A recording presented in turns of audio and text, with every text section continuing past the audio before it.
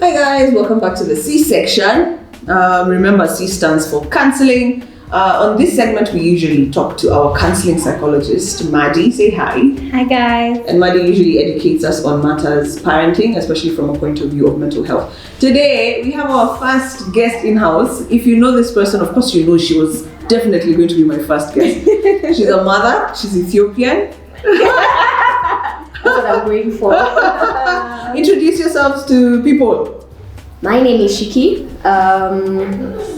Yeah. Mom of two. Yes. Yeah. Mom of two, age 5 and 2 months. boys and girls. 2 girls. Yeah, it's good. She's one of my very, what do you say, long-standing friends. I don't know how to put it, but yeah, we've been friends for quite some time, and we've been mothering together for quite some time. Today we're discussing love languages, the 5 love languages of children. And Maddie told me that this is what we're going to be discussing today. I was so excited because I don't think I've ever sat down and thought, I need to understand my child's love language so that I can speak to them that way.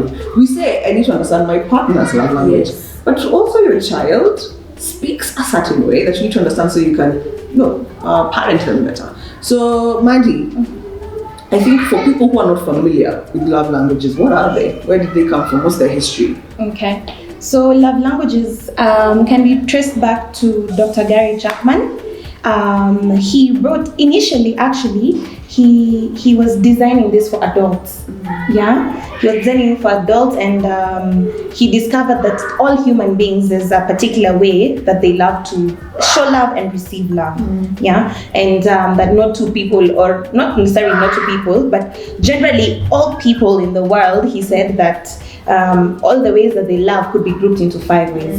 That's the 5 love languages. So it's a way that they communicate love, and it's also a way that they love to receive love. And it is said that most of the time, the golden rule, do unto others what you want them to do unto you. So indeed, especially with adults, the thing that he made different was that the way they give love necessarily is not the way that they like to receive, which is very different from children. But before we even talk about that, is just to, what are these 5 love languages? Yes. I feel like I should even ask.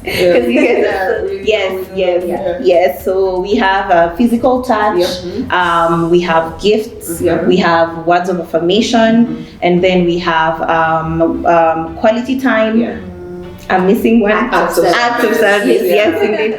Gosh, and that's the way.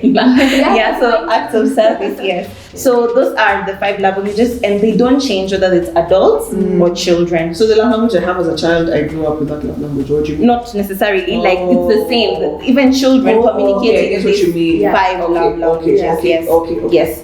So, however, significantly, like we've said, with children, it's not necessarily, with adults, it's a little different because how you communicate love might not be how you love to receive it.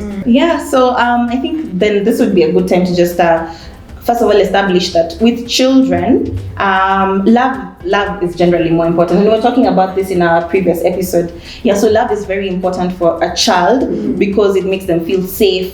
It makes them not feel ashamed or unloved or guilty. Some of these things that children feel, it's not because, I think sometimes children are like, I didn't feel loved by my parents, which does not mean the parents didn't necessarily love them. They just didn't feel like the parents communicated in the ways that they wanted to be loved.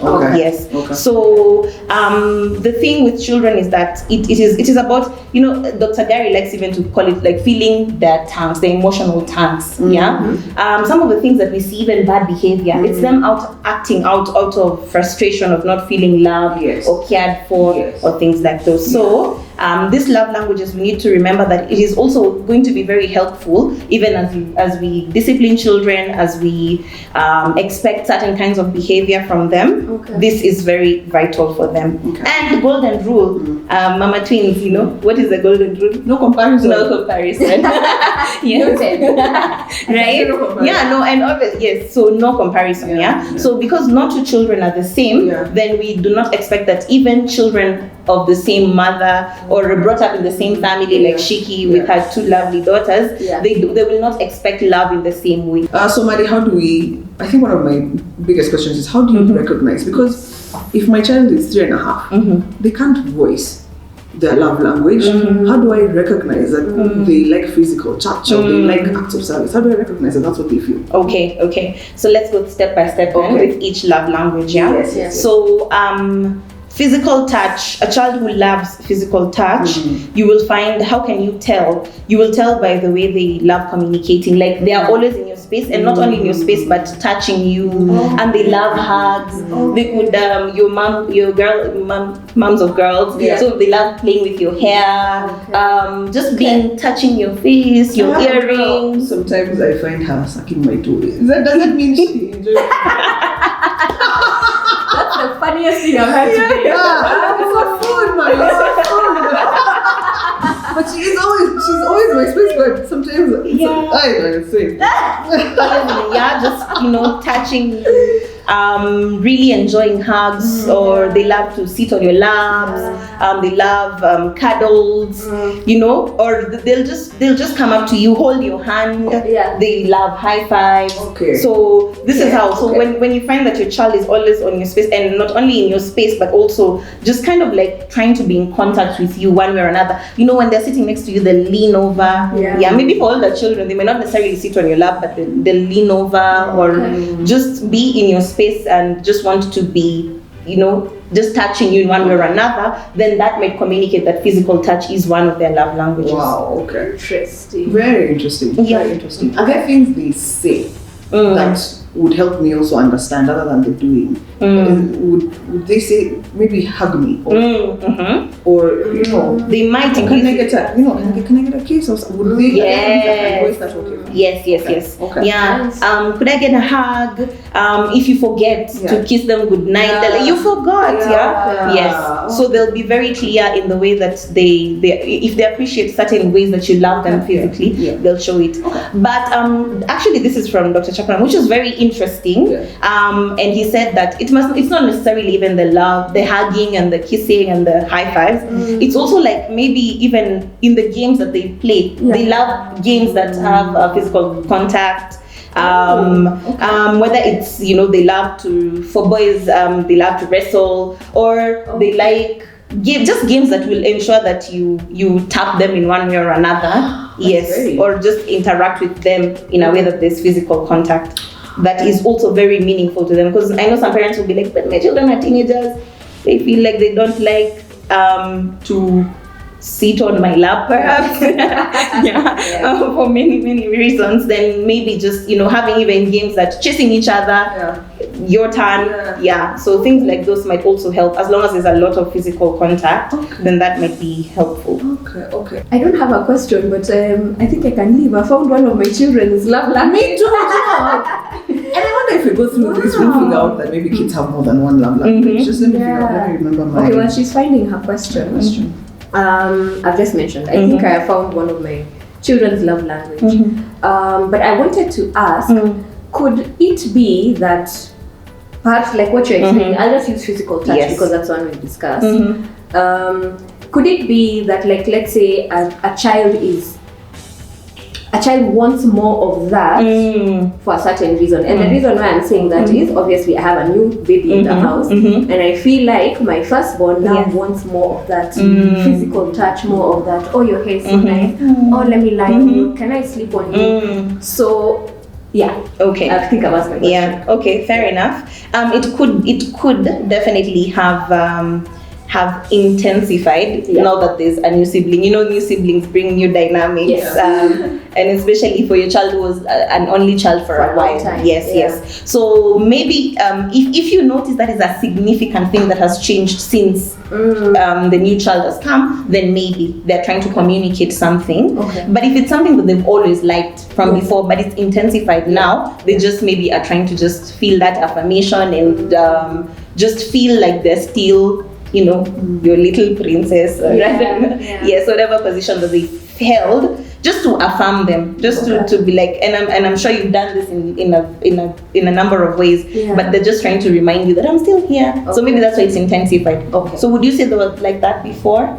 Yes. Okay. Yeah. It wasn't that it just became all of a sudden, but I just feel it a lot more. Yeah, definitely. Okay, yeah, definitely, and they'll get they'll get used to it. Okay. Yes. It's just to remind you, hi, mommy. I'm here. I'm here still. Not because mommy is not paying enough attention to her, but just it's more the child. That's a dynamic that always happens, no matter what a parent does. When there's a new child, that will happen. But an important thing to note about physical touch is sometimes when a child values physical touch and that's their primary love language, then we need to be careful how we use it, and especially when you use it negatively, or don't overuse it. Okay? So if a child values physical touch, then make sure you're not also giving them negative physical touch. Like if you're punishing them, don't give the word. They're not the child now to pinch or to slap or to spank, because remember, this is the way that they are loved. So you communicating in a way that is conflicting is it doesn't sit well with them. Oh my days, that's interesting. That's so interesting. I have another question, still around physical touch, since we're here. I even thought that's where you were going when you said something about physical touch. As a parent of a child who values physical touch, what can you do to make sure that other adults don't take advantage of the fact that this child feels loved when there's physical touch? Come on. Yes. Because I think you can take advantage. Of course. If I'm a creepy person and I realize that this child loves to be touched, you can take advantage of that. Yeah, definitely. I think to go back to our previous episode, teaching them consent and teaching them even safe touch, and who even hugs them. For how long? Even if you need to tell them, if auntie or uncle or so and so hugs you for a while, communicate that you're uncomfortable. Yes, so you need to make sure that you communicate that people need to ask for their consent. Anyone who wants to interact with them in that way, because it's a very even more valuable thing. Now for a child who loves physical touch, it's even more valuable for them. So for someone to even just take advantage of that would be very unfortunate. So remind them about consent, remind them about even the duration or what feels comfortable. For children, it's good to just say, make sure that when they're touching you or when they give a hug, if you feel uncomfortable, stop it. Yes. Because children can understand comfort. Because comfort and discomfort is easy to understand. Maybe don't tell them they should hug you for 1 minute. No. Just tell them if you feel uncomfortable, don't allow them to keep going. Like tell them no, enough, pull away, or things like those, so that they're not taken advantage of. So now we move to gifts. Which I feel like is what parents assume is the love language of all children. Exactly. You need to explain to me, because I feel like all children ask and love gifts. They do. Yes, and they do. And actually, I think to notice that children who are even less than 4 years generally take all these love languages. They take. They will still communicate with a primary love language, but they take a lot of these languages. And many children enjoy gifts. Yes. But sometimes parents tend to overdo it. Yes, tend to overdo it, because most children tend to love gifts, but sometimes parents tend to overdo it or use it as the only way. So and we'll talk about this when we're talking about maybe physical quality time. So maybe a parent goes away and then comes and brings a huge gift, and the child is just like, okay, So how can you tell your child particularly? It's not just another child who loves gifts, but they actually love gifts. It's children who pay attention to detail. How was the gift wrapped? Children who even they kind of like have a hard time letting go of certain gifts. So they're like, maybe if it's one of your girls, they're like, no, auntie, she gave me this. They gave me this, so they don't want to, even though it's tattered, torn, they are holding on to it because they were given. They were given. So they put a lot of value to gifts. Children who like giving you tiny little gifts as well. Yeah, I made you this, and they're just very keen to detail. That's how you can tell this child. It's not even about.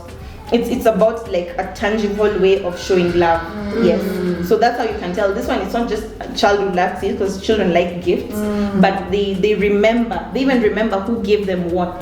Yes. So that's how you can tell this child loves gifts. Yes. I remember seeing that other than that type of gift, like that type of thing, are these the same children that like star charts and that type of thing? Yes, okay, yes. I think you're talking about you could reward them in that way. It doesn't have to be a gift, like a gift, yeah? Because the thing that happens is that, and I think as we keep talking about love languages, we need to remember it's all about balance. Yeah. So the thing that happens is that you could now overuse it, and it becomes that for every little thing they get a gift because it's their love language. No, it doesn't need to be that much. Like I was saying, we can use rewards, little stars. Yes. So if your child comes from home, they're like, teacher gave me. No. If they're sharing, they're like, no, put it somewhere else, teacher gave me. Maybe they're communicating. So it could be a variety of gifts. It could be tokens, like little stars, which again, you could even use to even make the gifts even more meaningful, where they could collect the little stars and trade them in for a gift that they really want. Or it could be gifts that you make at home. Because I was going to ask you now, you in this economy, if your child's love language is gifts and you can't afford it, what happens? How do you, Yes, it could be something that you make at home, something that you make together. Yes, that is for them. As long as it's a tangible way that they can feel that they express that you're expressing your love, then that's okay. It doesn't need to be a pricey gift that you got from a store or any of that. And it doesn't mean that you meet all their gift needs. They also need to understand, because they value it so much, it also comes it doesn't just come easy. So that they don't take advantage, it is a reward. So this means also this child, if they give you a gift, the way you receive it, you need to oh my God, the gift! And I'm saying this because this guy when you give Shiki a gift, I go there with a hard heart, because she'll probably say, thanks. And this time maybe she's very excited. I'm very excited. And she, thanks. I am usually so crestfallen. So when I get a gift, I'm like, a gift! But baby gifts, child gifts, I know how to. Oh wow! The best picture ever. Okay. So even like not only how you receive the gift when the child gives you the gift, but also how you even keep it. Don't have your child who made you a card from the bottom of their heart and then they find it under your shoes somewhere. Yes. Show them that you value. But I know parents receive a lot. Paper. Yes, papers. Wait, there are many. Just try and put, and even though you put them away, let them not find it in the bin or something. Because it actually meant something for that child, so they feel like you didn't value what they did. Would such a child end up not valuing gifts in future? What would that do to such a child? Seeing that, especially consistently. Definitely. They might in turn in future maybe feel like it's not appreciated. I know this has happened to me. I also used to love to give gifts, but then I think they might learn that maybe mom doesn't value, and they stop altogether. Yes. So, and you don't want to kill that that gift, so to speak, inside them. Okay, cool. All right, gifts. What's the next love language? The next love language is words of affirmation. Yes. Okay. So words of affirmation, and this is, you can tell the child loves words of affirmation by just how keenly they receive it. Like this is a child who listens to you so keenly as you tell them anything. They're children who really value, you can tell like when you tell them you love them, they really value that. They light up. Yes, exactly. It's also about praise. Thank you for bringing that up, Ivy. So it's also about praise, about appreciating them for little things, and you feel like they really take it up. And they do the same for you most of the time. They're like, you look beautiful, mommy, or thank you, appreciating them. So what can you do? You praise them for their efforts. You also thank them and show them just love using your words. Yes. Yes, but remember, I think what we were talking about, not to do it in excess. Yeah, don't overpraise. Yes, overpraise. Avoid overpraising. Yes. Go to episode 1 to see exactly what we're talking about. Things to avoid telling your child. Yes. Yeah. Avoid overpraising. Yeah. But again, there's a sweet spot here with words of affirmation. Yeah. This also means that be very careful how you speak. If how you speak to the child, even when you're angry, because remember again, this is their love language. So don't be like, how dare you, or like you are because they value words. Yes, labeling. That's definitely not the child to call stupid. You are so stupid. You crush them. Yes. Use your words carefully, and also how you talk about other people, their friends. They value that a lot. How you talk about their teacher. That teacher. Then because words are very meaningful for them, then they take up whatever it is that you're feeling and carry it along to even how they interact with other people. Okay. And I like that you said be careful how you speak about other people, because I was reading that this is a child who you could, in passing, you could how do I explain this? So you know how sometimes when the kids, especially now that the kids are getting older, we are more careful about what we say when they're around, because we know they understand.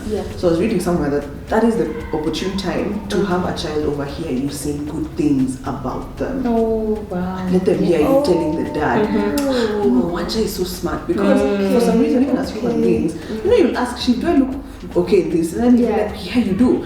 But then you ask someone else, and you might believe that other person more than she. So I was really, and that jazzed me, like, have this child catch you saying good things about them. I was jazzed about that. Yes. It's very interesting. I have a question, Maddie.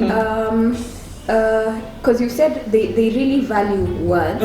So does a child listening very keenly to the conversations that are happening around them, is that just a kid thing or a stage thing? The reason I ask is just what I was saying. Nowadays we know the kids can hear us, and sometimes when I have the girls over, we've been having conversations, and sometimes I don't think I even realize that Shazi is there. She will repeat something that one of the girls said, and she'll say, Tata Ivy said this, or Tata Jules said this. Is that just a stage thing of absorbing, or it could be that she's on that side of words of affirmation? I think it might be just, sometimes it's a child thing. We just need to be generally aware of what is going on with a child. But again, if they put weight to those words, Tata Ivy said I look beautiful, and she will keep saying Tata Ivy said, then this child really values. And the sweet spot, actually, thank you for asking that, is they can tell when you're being insincere. I love you, or insincere. The words are not. It's not just about what you say. It's even about how you say it and the meaning. And if they can actually tell, because they value words so much, they can tell if you're just saying it for the sake. If you're saying it so that their friends can see that you're a good mom, or you actually mean it, or when there are no people around you, just abusive, and then suddenly there are people, your language changes. Because kids are not stupid. That's the one thing I've really come to learn. Interesting. What's the next love language? Okay, the next one is quality time. Quality time. Yes, let's talk about that one. Yes, quality time. Yes, the next one is quality time. And so for this child, they just enjoy being in your space. And they enjoy not only just being in your space, but also undivided attention. Now this is where you guys are parents of more than one child. So this is where a parent needs to just observe. They just thrive in the moments where it's just the two of you, and they might even maybe throw a tantrum when there's other people, but they just really thrive in the moments where it's just the two of you doing things. Mommy and I did this, daddy and I did this. So they value time where you're giving them undivided attention, and it's just the two of you.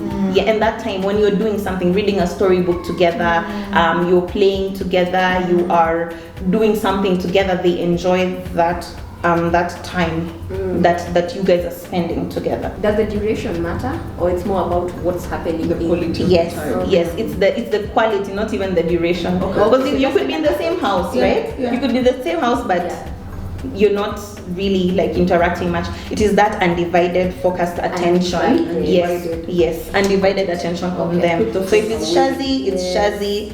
If it's Shiloh, it's Shiloh alone. Yes. Maddie. So the way my child said, "Mommy, please come sit with me."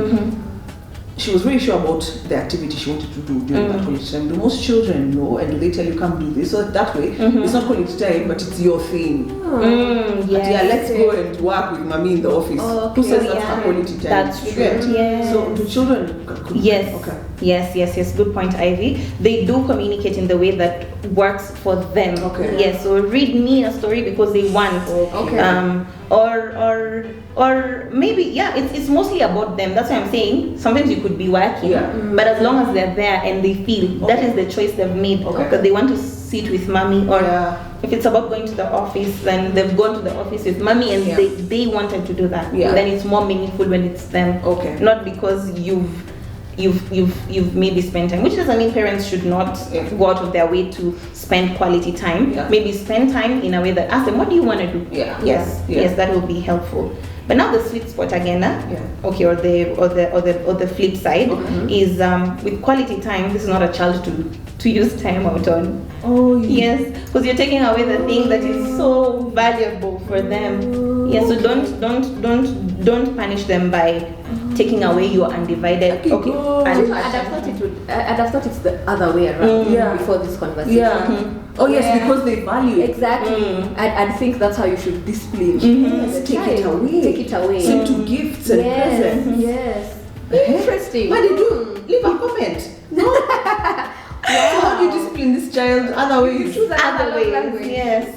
Because you're not conflicting. Okay, now if you don't like, what are other ways we'll talk about discipline? I think clearly we need a discipline episode. And a lot of people have been asking. Okay. Very necessary.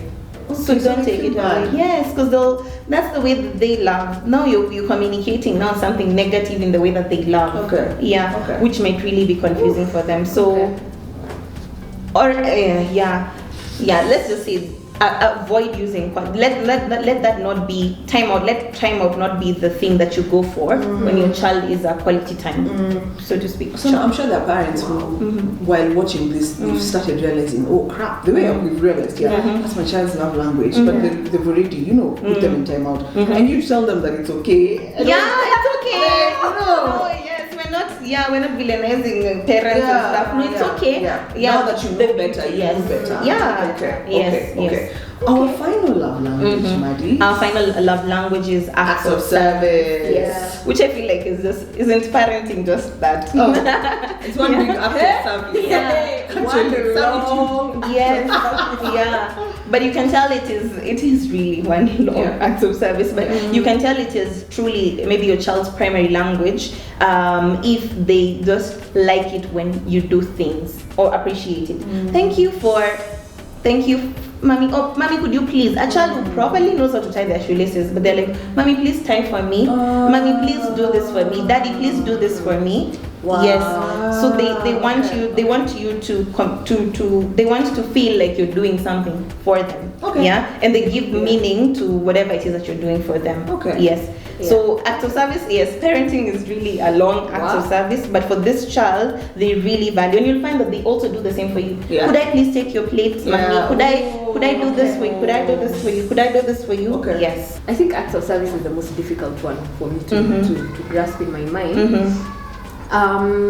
Okay, so using the example that you used for tie my laces or whatever, as a parent, actually, it's difficult because how do you balance acts of service versus learning how to do things yourself? So where is how do you balance? Do I tie her shoelaces once in a while so she feels like it's special, but other times tie your own shoelaces because you know how? Because I feel like a lot of being a parent to smaller kids, to the way our kids are quite young, is empowering them to do things. And these stages where they love to do things. I used to mention your right now we're at by myself. Yes, and it takes 7 years to do that one thing, but they really want to do it themselves. Yeah, that's a good question. Okay, fair enough. That's true. We can overdo so that it becomes very negative, and then it takes away their responsibility. They become lazy, or they become just unwilling. It becomes a negative thing. So it's also to use those moments to teach them as well how to do it. Or appreciate. I think then in that case it becomes then you just appreciate or teach them how to do something that is so meaningful for them, and then maybe you can do it together. So that you're not taking away the responsibility away from them as well. But also that you can make it a teachable moment, so that it becomes that this is what you like to do. Okay, then show mommy how you do it, or something like that. So that it's meaningful for them as well. So that it's not just something that now you do for them forever, and then you're not empowering them. So make sure that when you're doing acts of service, make sure that also you are also empowering your child to be able to do certain things. But also I think it's also in the way that you also receive the things that they do. Is also just receive their acts of service with a lot of gratitude, so to speak. Clearly, you guys need to discuss discipline, because mine is it's on the discipline side together with love languages. In a situation such as mine, and actually even Ives, I think even more so Ivy's, if you're in a household where you have 2 children, totally different love languages, and now when it comes to discipline, you schooled us on the fact that you should not discipline by messing with the child's love language. So how do you deal with disciplining this child in a certain way versus this child in a certain way? As they're growing up, would they wonder, how come, for example, I go to time out and my sister doesn't? How do you work around that dynamic? And I think more so for someone like Ives, whose kids are the same age and are doing the same things, but are being disciplined, let's say, completely differently because of their love languages. I feel like just communicating, because we don't discipline randomly. So just I think also communicating that that this is the reason why you are disciplining them this way is because maybe Ivy explained to her twins that Wandia gets to go to timeout, but you don't for something similar, but you get to choose. Okay, I feel like I'm confused there. Okay, I can start again. I think in that case, I think it would help if you agreed with your child. Maybe if they're at a place where they can understand, just agree with your each individual child that when we do wrong, this is how we deal with certain matters that need to be disciplined. So they understand that also in the way that we are different, we are also disciplined different, and mommy disciplines me in this way because I am totally different person from my sister, and this is what we've agreed with mommy. That if maybe, I think if you, in the situation of Ivy's where they're growing up at the same age, same context, maybe they've even done the same thing together, then if it makes, if it is in that situation, then just communicate, and because you've communicated and they know what is expected, and maybe they even helped you decide that, what, when we do this, what do we do? I go for time out. When we do this, what do we do?